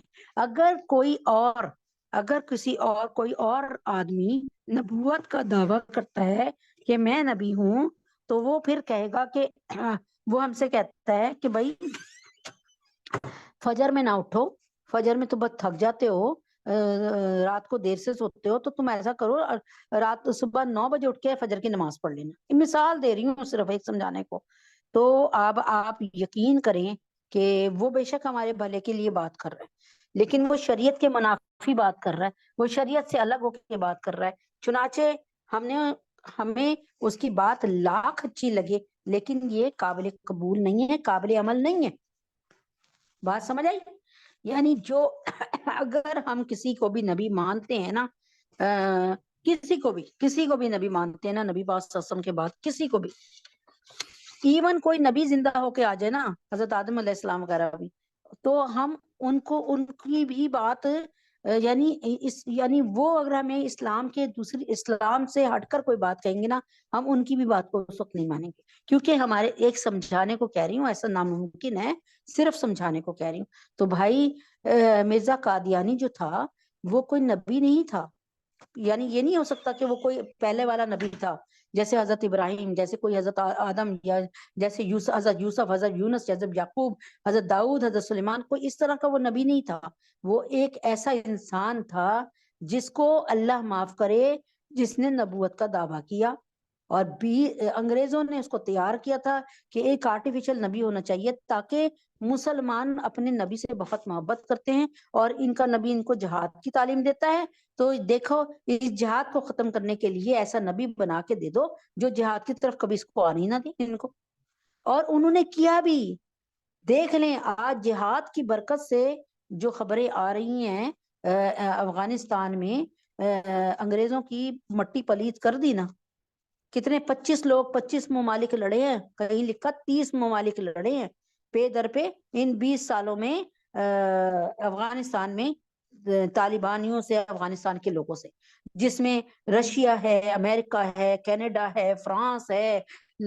وہ برطانیہ ہے، بہت سے ملکوں کے نام ہیں.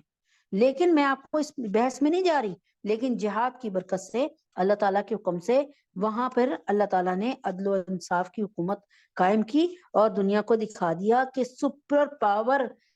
بلکہ سپر نہیں، سپریم پاور صرف اللہ کی ہے. اللہ تعالیٰ سپریم پاور رکھتے ہیں، ٹھیک ہے، سپر نہیں، سپریم پاور. اگر آپ کہتے ہیں سپر پاور امریکہ ہے، تو میں کہتی ہوں سپریم پاور اللہ تعالیٰ کی ہے. چنانچہ الحمدللہ رب العالمین وہاں پر ان کو غرق کیا، ان کو اللہ تبارک تعالیٰ نے نیست و نابود کرایا، فرمایا، کیونکہ اللہ تعالیٰ کے حکم کو مان رہے تھے، جہاد کر رہے تھے. اب انہوں نے کیا کیا کہ مرزا قادیانی کو تیار کیا، جو کہ انگریزوں کا بڑا وفادار تھا، اور اس کا پورا خاندان اور انگریزوں کی مان کے چلتا تھا، انگریزوں کو مسلمانوں کے مقابلے میں لاجسٹک سپورٹ دیتا تھا، یعنی کیل کانٹے تک کی امداد کر لیتا تھا. چنانچہ ایسے ہی ہوا کہ اس نے 22 سال 1878 سے لے کے 1878 سے لے کے 1901 تک، پہلے تو پھر نبی پاک صلی اللہ علیہ وسلم کی بڑی شان میں بولتا تھا، اللہ تعالیٰ کی بڑی شان میں بولتا تھا، مسلمان علماء دین اس کو بڑا اچھا سمجھتے تھے، اور نواب جو تھے وہاں کے ریاست بھوپال وغیرہ کے، وہ اس کو بڑے ہدیے بھیجتے تھے. تو کہتا بھی تھا کہ میں ایسے دلیلیں لکھ رہا ہوں کہ کسی بھی کافر کو وہ دلیل دو گے فوراً مسلمان ہو جائے گا. تو مسلمان سمجھے کہ واقعی بہت پہلے میں یہ حضرت محمد صلی اللہ علیہ وسلم کی اللہ کی بڑی تعریف، اور بعد میں اس نے اچانک ہی کہہ دیا کہ میں تو نبی ہوں، مجھے تو پتہ چلا کہ میں نبی بن گیا، میں تو بروزی نبی ہوں. یعنی اللہ تعالیٰ نے مجھے اور محمد صلی اللہ علیہ وسلم کو اتنا چمٹوایا کہ پھر نبی پاک صلی اللہ علیہ وسلم میرے اندر سما گئے، آ گئے، اور میں بروزی نبی ہوں، میں ذل نبی ہوں، میں نبی پاک صلی اللہ علیہ وسلم کا سایہ ہوں. اس بات کو لے کے انشاءاللہ کل آگے بڑھیں گے. اللہم صلی علی محمد وعلی آل محمد کما صلیت علی ابراہیم وعلی آل ابراہیم انک حمید مجید. اللہم بارک علی محمد وعلی آل محمد کما بارکت علی ابراہیم وعلی آل ابراہیم انک حمید مجید. قل هو اللہ احد اللہ الصمد لم یلد ولم یولد ولم یکن له کفوا احد. قل هو اللہ احد اللہ الصمد لم یلد ولم یولد ولم یکن له کفوا احد. قل هو اللہ احد اللہ الصمد لم یلد ولم یولد ولم یکن له کفوا احد. اے اللہ، اے اللہ پاک، پیارے اللہ، جزا اللہ تعالی عنا محمد معه آلہ. اللہ پاک اپنے حبیب پاک صلی اللہ علیہ وسلم کے طفیل میں، یا اللہ پاک، اللہم انا نجعلک فی نحورہم ونعوذ بک من شرورہم. اللہم انا نجعلک فی نحورہم ونعوذ بک من شرورہم. اللہم انا نجعلک فی نحورہم ونعوذ بک من شرورہم. اے اللہ حضرت محمد صلی اللہ علیہ وسلم کے طفیل میں، اے اللہ رسول پاک صلی اللہ علیہ وسلم کے طفیل میں ہمارے سب کے گناہوں کو معاف فرما دیجئے، خطاؤں کو درگزر فرما دیجئے. یا اللہ فلسطین کے مسلمانوں کی مدد فرما دیجئے، یا اللہ فلسطین کے مسلمانوں کی مدد فرما دیجئے، یا اللہ پاک فلسطین کے مسلمانوں کی مدد فرما دیجئے، یا اللہ فلسطین کے بچوں کی، مسلمانوں کی، یا اللہ پاک مسلمان عورتوں کی، یا اللہ پاک مسلمان مردوں کی، لڑکوں کی، یا اللہ پاک سب کی عزتوں کو محفوظ رکھیے، یا اللہ سب کے جان و مال کی حفاظت فرمائیے، یا اللہ پاک تجھے تیرے نبی کا واسطہ، ہمارا دشمن بڑا ظالم ہے اور بڑا بڑا بڑا طاقتور ہے، اے اللہ پاک، اے اللہ پاک، اے اللہ پاک، کیا خوب کسی نے کہا کہ طاقتیں تمہاری ہیں اور خدا ہمارا ہے، تم ہی ٹوٹ جاؤ گے، انشاءاللہ ایسے ہی ہوگا اللہ، ہاں اللہ ایسے ہی ہوگا، فیصلہ ہمارا ہے۔ اللہ تبارک تعالیٰ ہمارے گناہوں کو معاف فرما دیجئے، ہماری خطاؤں کو درگزر فرما دیجئے، اے اللہ جہاں جہاں مسلمان ہیں، کشمیر میں، فلسطین میں، برما میں، شام میں، سیریا میں، عراق میں، افغانستان میں، مشرقی ترکستان، انڈیا، چائنا میں، تمام مسلمانوں کو ہر جگہ اپنی حفاظت خاص عطا فرما دیجئے، مسلمانوں کو مومن بنا دیجئے، سچا مسلمان بنا دیجئے، ان کے دل میں اللہ اور اللہ کے رسول کی محبت اور جہاد کی محبت کو ڈال دیجئے، اور جہاد ان کے لیے کرنا آسان فرما دیجئے، اے اللہ پاک دنیا دیکھ لے اللہ، اے اللہ تبارک تعالیٰ اپنے حبیب پاک صلی اللہ علیہ وسلم کے طفیل میں، یا اللہ رسول پاک صلی اللہ علیہ وسلم کے طفیل میں، دنیا امام مہدی کے انتظار میں ہے، یا اللہ آمین، امام مہدی رضوان علیہ، یا اللہ تجھے تیرے نبی کا واسطہ، یا اللہ اگر ادھر ہی اللہ تبارک تعالیٰ اس طریقے سے ہی ان پر یہ جور و ستم ختم ہو سکتا ہے، تو آپ اللہ تعالیٰ اپنے نیک بندوں کو نیک بندے کو بھیج دیجیے، ہمارے گناہوں کو معاف فرما دیجیے، خطاؤں کو درگزر فرما دیجیے، تمام بھی اولادوں کو، جس میں عائشہ، سونیا، رقیہ باجی، ڈاکٹر انا، میریم، محسن، سنبل، ماری، انس اور ایڈی عمران، ان کو نیک نرینہ اولاد عطا فرما دیجیے، یا اللہ پاک ڈاکٹر فاطمہ کو، عائشہ کو، عبداللہ کو، فاطمہ کو، اور اللہ پاک جتنی بھی عورتیں یہاں بیٹھی ہیں، مجھے اللہ ان سب کے گھر والوں کو، میرے گھر والوں کو اللہ دنیا اور آخرت کے ہر امتحان میں 100% نمبروں سے کامیابی عطا فرما دیجیے، سحر، عائشہ اور فریاد کی مشکلوں کو آسان فرما دیجیے، اللہ پاک ان کا ساتھی بنا رہے، ان کو کبھی اکیلا نہ چھوڑیے گا، یا اللہ ان کو ضائع نہ فرمائیے گا، یا اللہ احمد نعمان، نواز صاحب، محمد عمر، ان کے روزگار میں بہت برکت دے دیجیے، اللہ ہمارے اس میٹنگ میں بہت برکت دے دیجیے، اس کو بس قبول فرما لیجیے، بس قبول فرما لیجیے، قبول فرما لیجیے،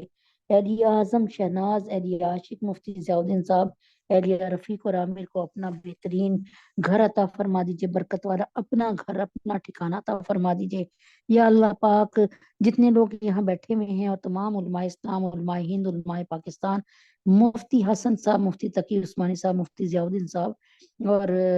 مولانا فضل الرحمان صاحب، فضل الرحیم صاحب، اور یا اللہ پیر ذوالفقار نقشبندی صاحب، حضرت جی،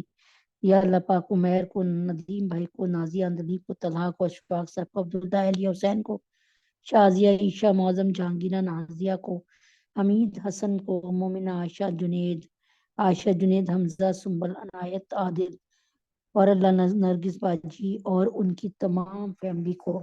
یا اللہ پاک اپنے حبیب پاک صلی اللہ علیہ وسلم کے خیر میں ایمان کے ساتھ صحت کاملہ عاجلہ مستمرہ عطا فرما دیجیے، یا اللہ جو بچیاں گھروں میں بیٹھی ہیں، بے نکاحی ہیں، عمر نکاح تک پہنچ چکی ہیں، اللہ ان سب کے لیے بہترین جوڑ اور بہترین زوج عطا فرما دیجیے، امت محمد صلی اللہ علیہ وسلم کی تمام بیٹیوں کے لیے، بیٹوں کے لیے، افسہ، فاطمہ، جویریہ، سدرہ، سبحانہ، افسہ، سجاد، بینش، عفیفہ، بنات سرور، فخر، عبد المتین، سعدیہ، نظام، مصباح، ندا، مہتاب، ختیجہ، عنبر، آمنہ، یا اللہ منتہا، زینب، نمرہ اور شائستہ کو کی شادی بہترین اور اچھی جگہ پہ جلد فرما دیجیے، یا اللہ جو ان بچیوں کی شادی ہو گئی ہے ان کو اپنے گھروں میں ایمان کے ساتھ اور سکھ چین کے ساتھ رہنا نصیب فرما دیجیے، اللہ پاک ان کے شوہروں کی ہمیشہ حفاظت فرمائیے اور ان کو نیکی کے راستے پہ رکھیے، ان سب کو اللہ ہم سب کے گناہوں کو معاف فرمائیے، خطاؤں کو درگزر فرمائیے، اے اللہ آپ ہم سے راضی ہو جائیے اور اپنے سے راضی فرما دیجیے، ہم سب پہ رحم فرما دیجیے، کرم فرما دیجیے، اے اللہ پاک ہم سے یا اللہ پاک، یا اللہ پاک اپنے حبیب پاک صلی اللہ علیہ وسلم کے طفیل میں، یا اللہ پاک سب پہ رحم فرما دیجیے، یا اللہ پاک اس سال زیارت حرمین شریفین کی توفیق عطا فرما دیجیے، ہمارے تینوں حرم کی حفاظت فرمائیے، مسجد اقصی کی حفاظت فرمائیے،